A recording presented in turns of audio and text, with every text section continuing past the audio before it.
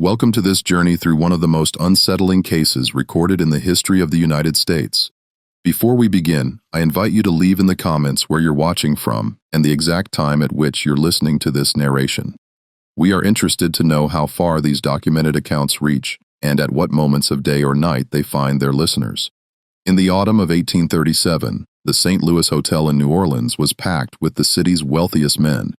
The auction that evening had drawn an unusual level of interest, even for a city known as the largest slave market in the United States.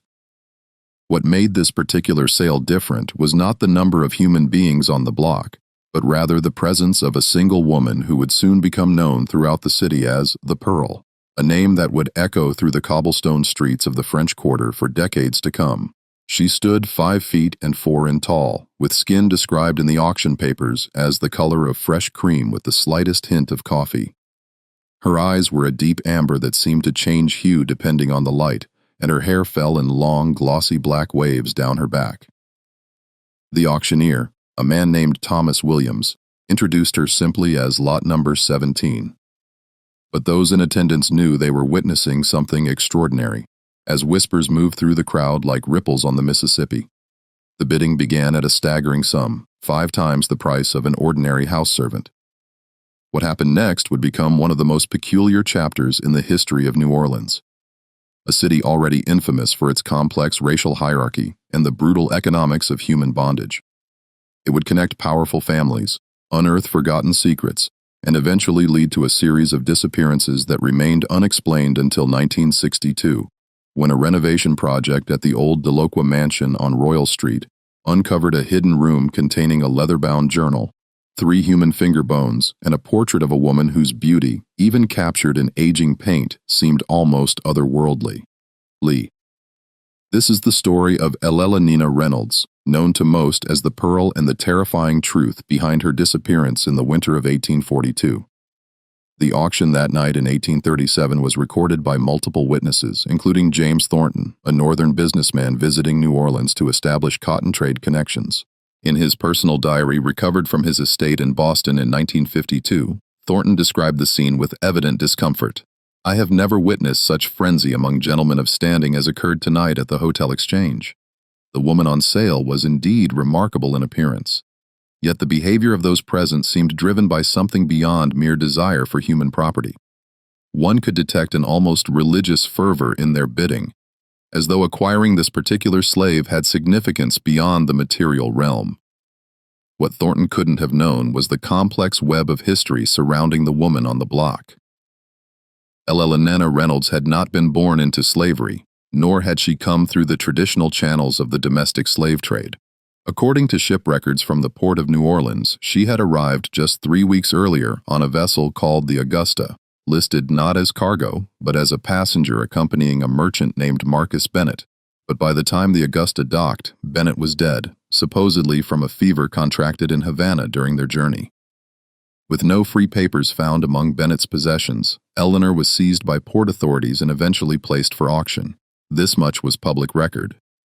What wasn't known until the discovery of the Delocqua Journal was why a woman of such obvious refinement and education had found herself in such circumstances, and why certain families in New Orleans had taken such extraordinary interest in ensuring she would never leave the city. Before we delve deeper into the events of that winter, we must understand the New Orleans that existed in 1837. The city was then a complex mosaic of cultures, economies, and racial classifications, more elaborate than anywhere else in America. Following the Louisiana Purchase in 183, the city had transformed from a French and Spanish colonial outpost to a booming American port where fortunes were made in cotton, sugar, and human beings. New Orleans had developed a 3-tiered racial system unlike the strict black-height division found elsewhere in the South. Between these categories existed the Zendulo Libres, free people of color, many of whom were wealthy property owners who sometimes owned slaves themselves. It was a city of contradictions. Brutal slave markets operated within walking distance of opera houses. Godos Negroes regulated the treatment of slaves, while sophisticated social events called quadrille balls facilitated arrangements between white men and free women of color. Above all, it was a city where appearance and bloodlines carried immense social and legal importance.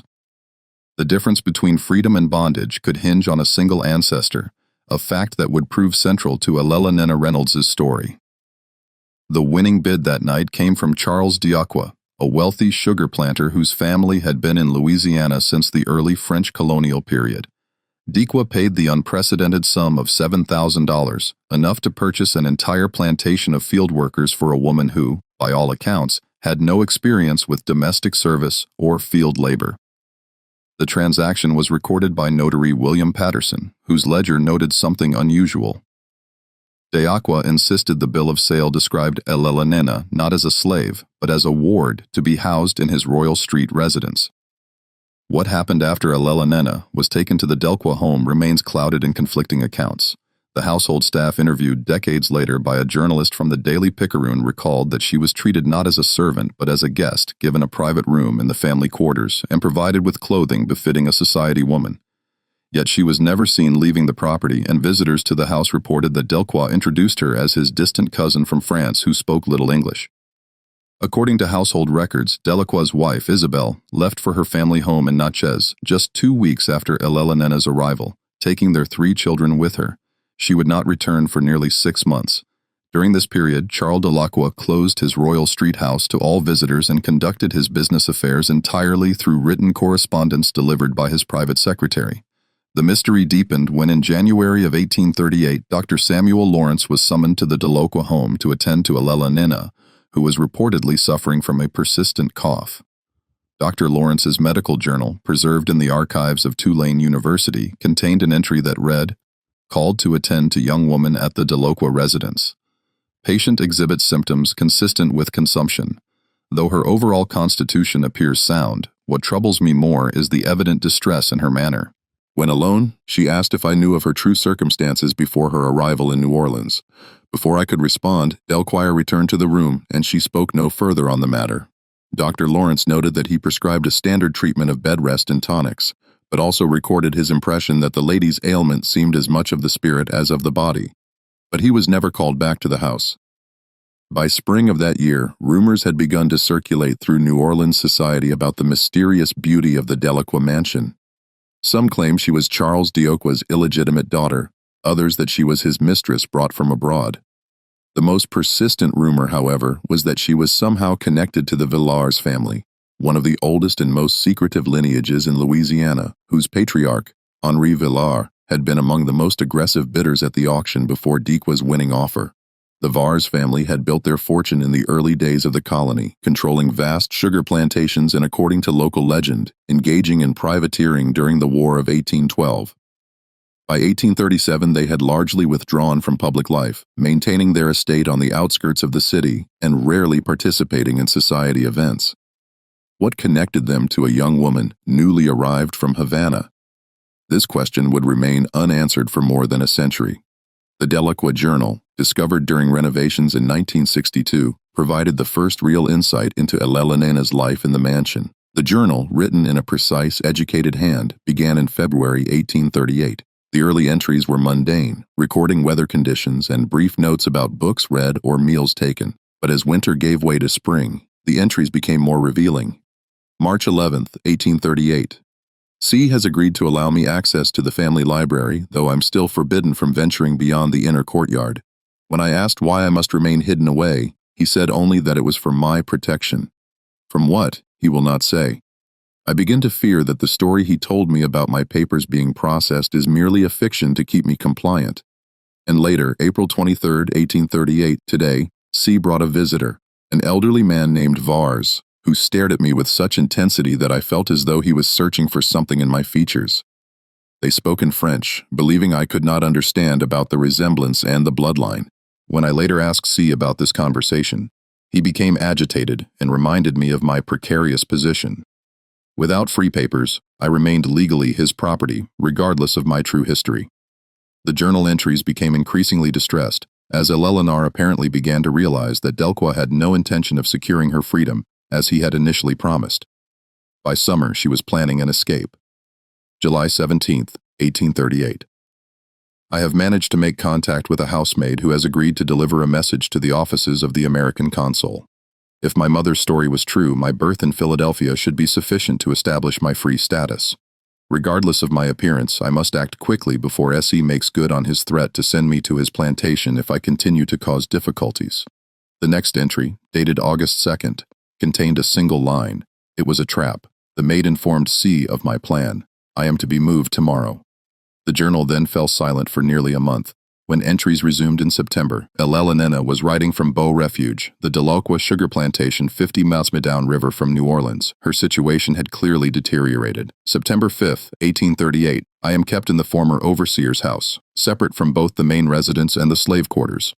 A woman named Martha has been assigned to attend to my needs, though I suspect her primary role is to report my activities to the plantation manager.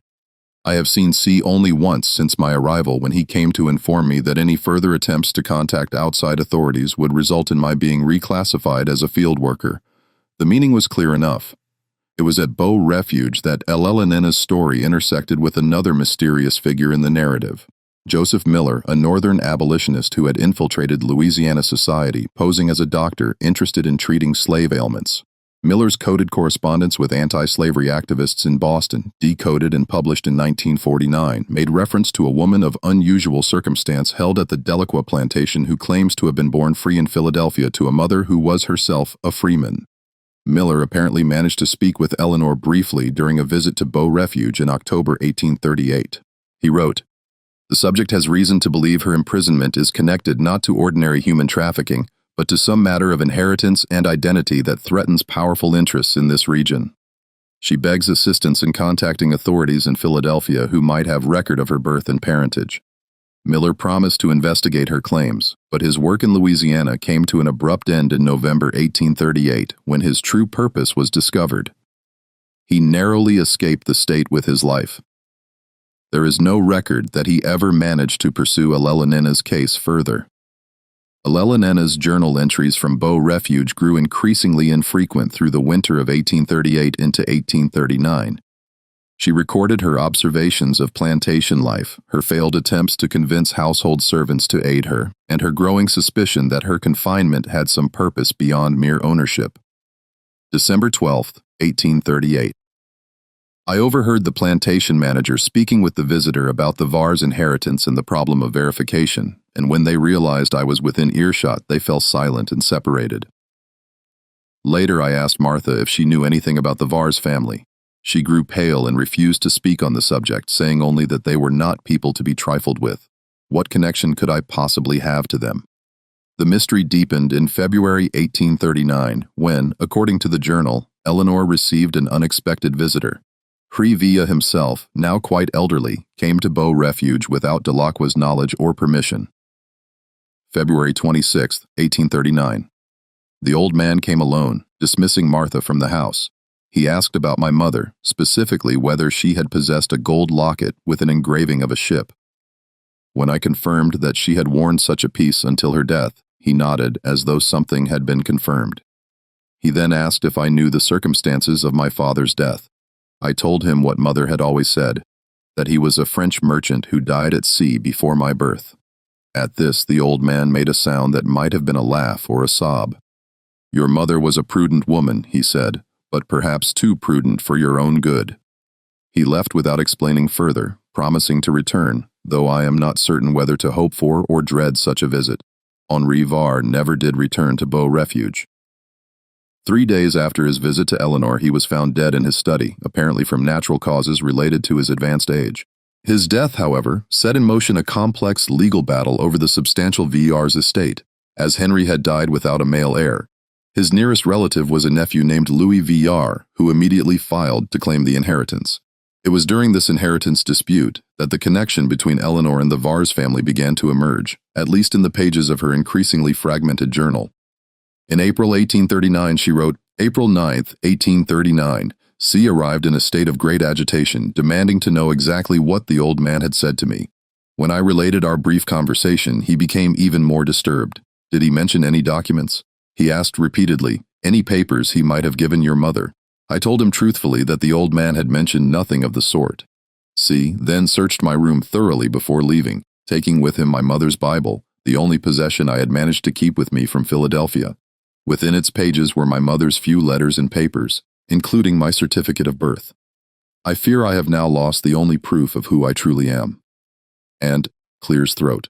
The journal's final entries suggest that Elellanena had begun to piece together the truth of her situation. In an entry dated June 17, 1839, she wrote, "I now understand why I was brought here. It was never about my value as property, but about preventing me from claiming what might rightfully be mine. My mother once told me that my father's family had rejected her, but she never explained why. If what I now suspect is true, then my father was not simply a French merchant, but a Vars, perhaps even Hungary's son. And if documentation of such a connection exists, it would explain C's desperate efforts to keep me hidden away and classified as a slave, rather than a potential claimant to one of the largest fortunes in Louisiana."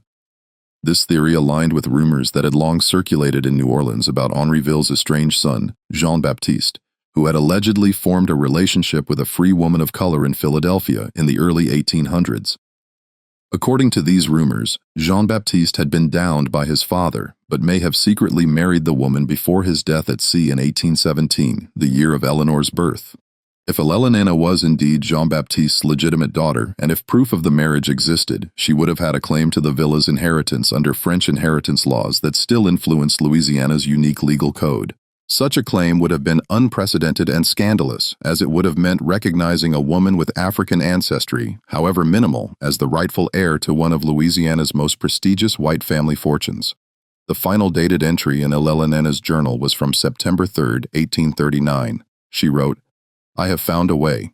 The riverboat stops here tomorrow to take on sugar. Martha has agreed to help me in exchange for the pearl earrings Mother left me. If all goes well, I will be in New Orleans by nightfall, and from there I can seek passage north. I must find those papers before it is too late." The journal ends there, leaving historians to piece together what happened next through other sources. According to Beau Refuge plantation records, a female slave matching Elellanina's description was indeed reported missing on September 4, 1839. A substantial reward was offered for her return, but the primary search focused on riverboats heading north toward free territories. Instead, evidence suggests that Elellanena made her way back to New Orleans, perhaps intending to search the Delacroix townhouse for her mother's papers before leaving the South. A receipt from a French Quarter apothecary dated September 7, 1839, shows the purchase of women's toiletries charged to the account of Marie Laveau, the famous voodoo priestess who was known to sometimes shelter fugitives within her extensive network. For almost 3 years, Elellanena Reynolds seemingly vanished from all records. The villa's inheritance case proceeded with Louis Villa ultimately being confirmed as the rightful heir in 1841 after no other claimants came forward with sufficient proof of relation. Charles Delacroix, after an initial aggressive search for his missing property, appeared to abandon the pursuit, focusing instead on resolving mounting financial difficulties that had begun to plague his once prosperous sugar operations. Then, in January 1842, Elellanena Reynolds reappeared in New Orleans society in a manner that shocked even that scandal-accustomed city. She attended the annual Mardi Gras ball at the St. Louis Hotel, the very building where she had been sold 5 years earlier, not as a slave or servant, but as the elegantly attired companion of Louis Vars, the new head of the VR family. Multiple witnesses described the sensation caused by her entrance. The society columnist for the Daily Picayune wrote, "The mysterious beauty on the arm of Mr. Being caused all conversation to cease momentarily as they entered the ballroom. She was adorned in a gown of midnight blue silk that emphasized her extraordinary complexion and bearing. Those who had attended certain transactions at the same venue some years prior exchanged significant glances, though none dared make explicit reference to the lady's previous appearance there. What arrangement existed between Elellanor and Louis Villa remains uncertain. Some historians suggest he may have purchased her freedom secretly, while others propose a more complex scenario in which Elellanor had obtained leverage over the Villars' heir through discovery of documents related to her parentage. What is clear is that their public appearance together represented an unprecedented breach of New Orleans' social boundaries, regardless of Elellanenna's ambiguous racial classification. Charles d'Acquire was also in attendance at the ball that night. According to multiple accounts, he grew visibly distressed upon seeing Elellanena with Louis Villars, attempting to approach them before being physically restrained by friends. He left the event shortly thereafter. 3 days later, he filed a legal complaint claiming that Louis Villa had unlawfully taken possession of human property rightfully belonging to the Delacroix estate. The complaint was quietly withdrawn within 24 hours. On February 12, 1842, Eleanor and Louis Villars were seen boarding a steamship bound for France. According to passenger manifests, they traveled as Mr. Louis Vars and Ward. They left behind a New Orleans already ablaze with rumor and speculation. They would never return to American soil. And here the documented history might have ended were it not for the events that unfolded at the Delacroix mansion 2 weeks after their departure. On February 27, 1842, neighbors reported unusual activity at the normally quiet Delacroix residence on Royal Street. Lights burned through the night and servants were seen carrying large trunks to waiting carriages. By morning, the house stood empty. With no formal announcement of the family's departure, when creditors arrived days later to inquire about mounting unpaid debts, they found the house abandoned, though apparently not in haste. Clothes remained in wardrobes, books on shelves, and food in the pantry, as though the occupants expected to return shortly. Charles Dequoy, his wife Isabel, and their 3 children had vanished. Initial assumptions that they had fled creditors gave way to more sinister theories when in March 1842, the bodies of 2 men were discovered in the swampland outside the city. They were identified as Delacroix's private secretary and his plantation manager from Beau Refuge. Both had been killed by a single gunshot to the head, execution style. A police investigation was launched but yielded few results. The detective in charge, James Morrison, noted in his report that individuals connected to this case seem remarkably reluctant to provide information, suggesting that forces beyond ordinary criminal matters may be involved. The investigation was officially suspended in June 1842. For more than a century, the disappearance of the Delacroix family remained one of New Orleans' most enduring mysteries. Occasionally revived in newspaper articles or local histories, but never resolved. Then in 1962, the renovation of the long-vacant Delacroix mansion uncovered the hidden room containing Elellanenna's journal, the finger bones, and the portrait. The journal provided crucial insights into Elellanenna's captivity, but ended before her reappearance in 1842. The finger bones, when examined by forensic anthropologists in 1964, were determined to belong to a male who had died approximately 120 years earlier, roughly the time of the Delacroix disappearance. DNA testing, when it became available decades later, was inconclusive due to the condition of the remains. It was the portrait that perhaps offered the most tantalizing clue. The painting, executed in the style of prominent New Orleans portrait artists of the period, showed Elellanena Reynolds in an elegant blue gown, possibly the same one described at the Mardi Gras ball. But X-ray examination of the canvas in 1975 revealed another image underneath a family portrait showing a man, woman, and young girl. Art historians identified the hidden subjects as Jean-Baptiste Var, his wife, and their infant daughter based on comparison with other Ville's family portraits from the period. The existence of this painting strongly supported the theory that Eleanor was indeed the legitimate daughter of Jean-Baptiste Villars, and thus potentially entitled to the villa's fortune. But why was this crucial evidence hidden in the Delacroix house, rather than in Elellanenna's possession when she fled with Louis Villa? A partial answer emerged in 1982 when a collection of letters was discovered during the cataloging of the Vars family papers donated to the historic New Orleans collection.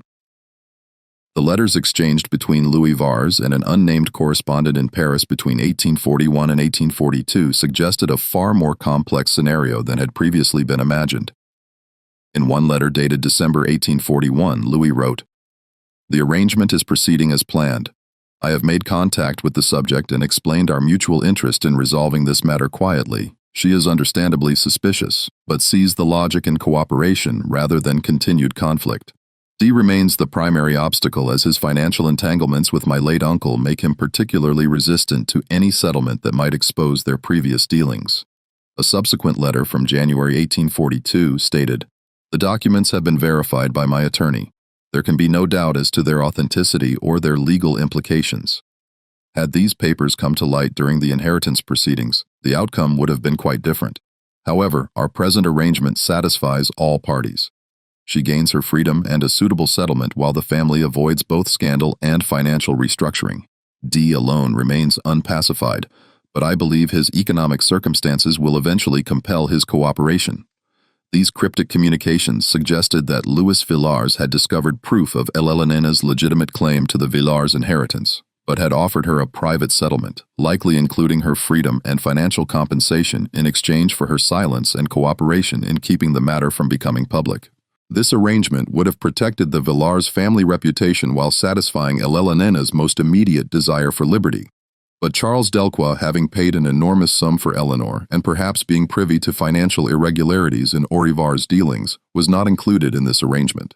The letters imply that he posed an ongoing threat to the resolution, perhaps through his knowledge of the situation, or through legal claims he might make regarding Eleanor's status. The final letter in the collection, dated February 1842, shortly before the Delacroix family's disappearance, contained only a brief message. The problem has resolved itself in a most unexpected manner. I believe no further action will be required on your part. We sail as planned on the 12th. What exactly transpired in those early February days of 1842? No definitive evidence has ever emerged, but historians and criminal investigators who have studied the case have constructed a plausible sequence of events. Upon seeing Eleanor at the Mardi Gras ball, Charles Delacroix realized that his valuable property had not only escaped, but had formed an alliance with Louis Villa. Desperate both financially and to maintain his social standing, Delacroix may have attempted blackmail, threatening to expose whatever arrangement had been made regarding the Var's inheritance. Louis and Elellanena, preparing to depart for France, would have had strong motivation to ensure Delacroix's silence. The timing of their departure on February 12th and the Delacroix family's disappearance just 15 days later suggests a connection. The murdered secretary and plantation manager may have been eliminated as witnesses to whatever occurred at the Delacroix home. The finger bones found in the hidden room have never been positively identified, but their presence alongside Elellanena journal and the concealed portrait points to a violent conclusion to the Delacroix family's story. In 1968, French police records were discovered that shed the final piece of light on the mystery. A report dated May 1842 documented the arrival in Paris of LVR and companion E. Reynolds, and noted that they had taken up residence in a fashionable district using funds from a substantial bank draft issued by the Villar family's New Orleans representatives. They apparently lived quietly in France for several years before relocating to England in 1847. English census records from 1851 list an Eleanor Vars residing in London with Eleanor described as wife rather than ward. They had 2 children by this time. The family remained in England until at least 1861, after which they disappear from public records. As for the Delacroix family, no trace of them was ever found. Their abandoned Royal Street house remained unoccupied for decades, acquiring a reputation as one of the most haunted properties in a city known for its ghostly residents. Local legend held that on certain nights, particularly during carnival season, the sounds of a struggle could be heard from within the empty house, followed by a woman's triumphant laughter. The case of Elellanena Reynolds represents a rare documented instance where the brutal economics of the slave system collided with the complex racial and inheritance laws of Louisiana, resulting in a chain of events that culminated in multiple disappearances and likely murders. It serves as a stark reminder of the human cost of a society built on racial categorization and human bondage, where a person's freedom, identity, and very life could depend on ancestry and appearance. The portrait of the Pearl now hangs in the historic New Orleans collection, a silent testament to a woman who refused to accept the fate that powerful men had designed for her. Her journal, with its eloquent account of captivity and resistance, has become an important primary source for historians studying the experiences of those trapped in the peculiar institution of American slavery. The final entry in the museum catalog describing Elellanena portrait contains a fitting epitaph. This painting depicts a woman who through extraordinary circumstances navigated one of the most rigid social systems in American history to reclaim her freedom and identity. What remains unknowable is the full human cost of her journey. In 1969, during further renovations of the Delacroix mansion, workers discovered a small cavity beneath the floorboards of the hidden room. Inside was a gold locket containing a miniature painting of a ship at sea, engraved, Clear's throat, on the back with the initials J.V. and Mr. Jeanville, and presumably Elellenena's mother, along with the date February 20th, 1816, 9 months before Elellenena's birth. The locket, like Elellanena herself, had traversed the boundaries between worlds, between slavery and freedom, between black and white, between the known and the unknown. It now resides alongside her portrait in the museum collection, 2 artifacts from a story that continues to haunt the collective memory of a city built on secrets. The hidden room in the Delacroix house has since been preserved as part of the building's historical restoration. Tour guides tell visitors about the mysterious woman who was once sold at auction in the St. Louis Hotel, her connection to one of the city's most prominent families, and her eventual escape to Europe. What they cannot tell with certainty is what happened to those who sought to keep her enslaved. Like many of the darkest chapters in American history, some truths remain buried beneath layers of time, silence, and complicity. Perhaps that is fitting. In a city built on unstable ground where the dead rest in above-ground tombs because the water table is too high for conventional burials, some secrets inevitably rise to the surface. Others remain submerged, known only through fragments and whispers, like the sound of distant laughter carried on the warm night air of the French Quarter. In 1958, nearly a decade before the discovery of Elellanena journal, a curious incident occurred that some historians believe may be connected to her story. An elderly woman named Margaret Wilson arrived in New Orleans claiming to be the great-granddaughter of Elellanena Reynolds. She carried with her a stack of letters reportedly written by Elellanena from London between 1852 and 1868, addressed to a former house servant from the Villers estate who had remained loyal to her. The letters, if authentic, revealed that Elellanena and Louis had indeed married in France, where the racial restrictions that would have forbidden their union in Louisiana did not apply. They had lived comfortably on the settlement Louis had arranged from the Villars estate, raising 3 children who were brought up with no knowledge of their mother's ordeal in America. Eleanor had apparently found a measure of peace in her new life, though she wrote of recurring nightmares about her time at Beau Refuge and of a terrible necessity that had preceded her departure from New Orleans. Most significantly, one letter dated October 1867 made cryptic reference to the Delacroix family's fate. "I am still haunted by what Elle felt compelled to arrange that February night. Though I know it was deemed necessary for our security, I cannot reconcile myself to the thought of the children. Elle assures me they were sent away beforehand, but I have no way to verify this, and it troubles my conscience greatly. If they did indeed survive, they would be grown now, perhaps with children of their own, who know nothing of their connection to me or the events that scattered their family to the winds." Margaret Wilson submitted these letters to the Louisiana Historical Society for authentication, but died suddenly of a heart attack before the process could be completed. The letters disappeared from the Society's temporary holdings shortly thereafter, with the official report suggesting they had been mistakenly discarded during an office renovation. No family members came forward to claim Wilson's effects, and the trail went cold once again. Then, in 1976, a researcher named Thomas Lawrence, working on a comprehensive history of New Orleans slave markets, uncovered shipping records from March 1842 that documented 3 children traveling unaccompanied from New Orleans to Havana. The children's ages matched those of the Delacroix offspring, though they traveled under the surname Reynolds. Their guardian was listed as Martha Bernard, a name that appeared in Elellanena journal as the servant assigned to watch over her at Beau Refuge plantation. This discovery lent credence to Elellanena suggestion in the purported Wilson letters that the Delacroix children had been spared whatever fate befell their parents. It also implied a level of planning and coordination that went beyond a simple act of revenge or elimination of threats. If Elellanena and Louis had arranged for the children's safe passage to Cuba before dealing with Charles and Isabel Delacroix, it suggested a complexity of moral reasoning that defied simple categorization. Cuban records showed no further trace of the children or their guardian after their arrival in Havana. Had they been absorbed into the local community, perhaps taken in by one of the many French-speaking immigration revolution? Or had they been sent further afield, perhaps to Europe or South America, to ensure they could never return to claim their heritage or seek retribution? In the summer of 1981, during an unusually severe drought that caused the Mississippi River to reach record-low levels, a local fisherman made a grim discovery in a normally submerged area near the former site of Beau Refuge plantation. The receding waters had exposed the remnants of an old flatboat containing human remains, a man, woman, and 2 adult males. Forensic examination determined that all 4 had died from gunshot wounds to the head and that the bodies had been weighted down with iron chains before the boat was scuttled in deep water. The remains were too deteriorated for positive identification, but personal effects found with the bodies included a pocket watch engraved with the initials CD in a woman's locket, containing a miniature portrait of 3 children who bore a striking resemblance to descriptions of the young Delacroix heirs.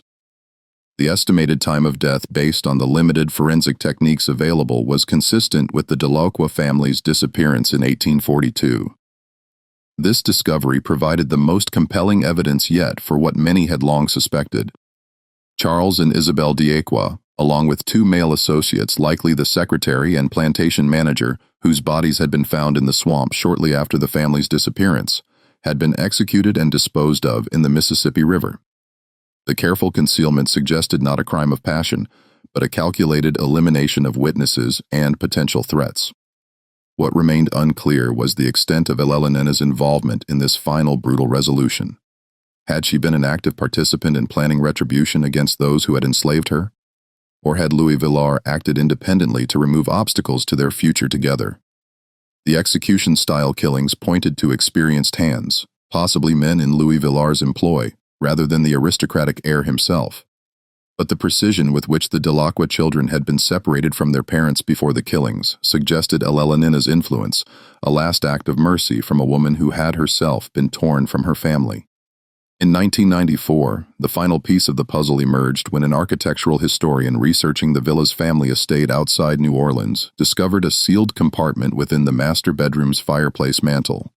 Inside was a small leather pouch containing a handwritten confession signed by Louis Villa and dated February 25, 1842, 2 days before the Delacroix family's disappearance.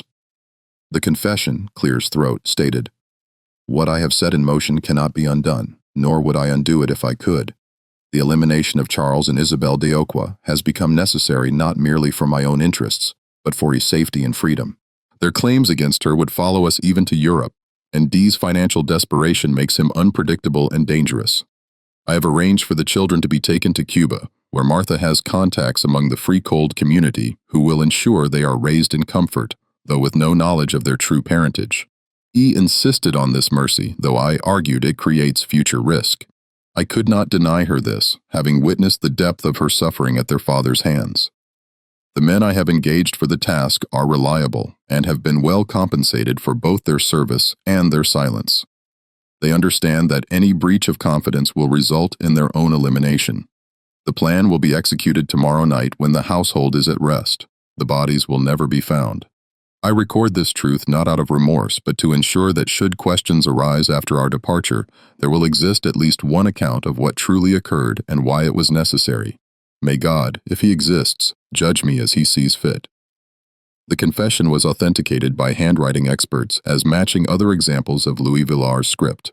Its discovery settled the question of responsibility for the Delacroix killings, while raising new questions about the moral complexity of the case. Louis had acted as judge, jury, and executioner by proxy, ordering the deaths of 4 people to secure his and Elellanenna's future. Yet in the context of 1840s New Orleans, the legal system offered no justice or protection for Elellanena. She existed in a society that had commodified her, denied her humanity, and would have continued to enslave her despite her legitimate claim to freedom and even wealth. In 2002, DNA testing was performed on remains from a London cemetery where parish records indicated an Elellanena Villars, formerly of America, had been buried in 1872. The results were compared with genetic material recovered from the finger bones found in the hidden room of the Delacroix mansion. The test confirmed a biological relationship suggesting the finger bones likely belonged to Charles Delacroix, a gruesome trophy that had somehow been preserved in the secret room alongside Elellanenna's journal and the concealed family portrait. Elellanena Reynolds Villars died at the age of 55, having lived more than half her life as a free woman in Europe. According to London church records, her funeral was well attended by family and numerous friends, suggesting she had found community and perhaps even happiness in her adopted country. Louis Villars outlived her by 6 years, dying in 1878. Their 3 children married into respectable English families. Their mother's racial background and extraordinary history apparently unknown to their spouses or social circles. As for the Delacroix children, despite extensive research by historians and descendants of both the Villars and Delacroix families, no definitive trace of them has ever been found in Cuban records or elsewhere. They vanished into history, casualties of a system that had valued human beings as property and bloodlines as determinants of worth. Their disappearance represents yet another cost of America's peculiar institution, the orphaning of children whose parents had participated in and benefited from a moral atrocity. The story of Elellanena Reynolds stands as testament to the extraordinary resilience of the human spirit in the face of institutionalized cruelty. Born to a free woman of color and the disinherited son of a wealthy plantation owner, she navigated the treacherous waters of racial classification, enslavement, and ultimately violent liberation. Her journey from auction block to London drawing rooms encompassed the full spectrum of experiences possible for a woman of mixed racial heritage in the 19th century. Today, visitors to the historic New Orleans collection can view Elellanenna's portrait, the hidden family painting beneath it, and the gold locket that linked her to her true parentage. These artifacts, along with her journal, constitute one of the most complete records of the inner life of a woman caught in the machinery of American slavery. But they tell only part of the story. The rest exists in silences, in the absence of the Delacroix family from subsequent history, in the unknown fate of their children, in the gaps between journal entries, and in the moral ambiguities inherent in acts of violence committed in the name of justice when no legal justice was available. In recent years, descendants of the Villars family have established a scholarship fund for African American students studying law named in Elellanena Reynolds' honor. The fund's creation was accompanied by a formal acknowledgement of Elellenena's place in the family lineage and an apology for the actions of Henri Vars in denying her father's marriage and her rightful heritage. It represents a small step toward reconciliation with a history that continues to shape American society and its institutions. The former Delacroix mansion on Royal Street, after changing hands multiple times, now operates as a small historic hotel. Guests occasionally report unusual phenomena. The sound of a woman's footsteps in the night, items moved from where they were left, and most commonly a feeling of being watched in the vicinity of the hidden room, which has been preserved as a historical feature of the building. Whether these are manifestations of restless spirits or simply the power of suggestion in a city steeped in stories of the supernatural, remains a matter of individual belief. What is certain is that the walls of that house absorbed the suffering of a woman who refused to accept the identity forced upon her, who fought, survived, and ultimately transcended the boundaries erected to contain her. Elellenena's journal ends with her plans for escape, but her story continued long after those final written words. She transformed herself from property to person, from captive to free woman, from victim to perhaps even avenger. In doing so, she embodied the fundamental contradiction at the heart of American slavery, the persistent, undeniable humanity of those whom the system attempted to reduce to mere commodities. In the end, the bizarre mystery of the pearl is not merely a tale of auction blocks and hidden rooms, of forged documents and midnight escapes, of love across racial boundaries, or even of murder concealed by flowing waters. It is the story of a woman who insisted on writing her own narrative in a time and place determined to write it for her.